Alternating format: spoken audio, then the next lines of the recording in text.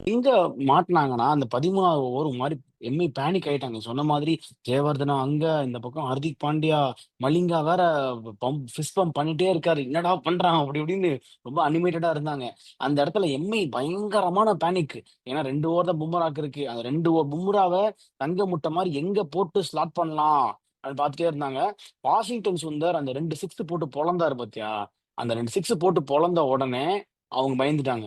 Mi பயந்துட்டு டக்குன்னு அந்த 13வது ஓவர் பும்ராவ கொண்டு வந்தாங்க. அப்போ நான் சொன்னேன் நான் எப்பவுமே சொல்லுவேன்.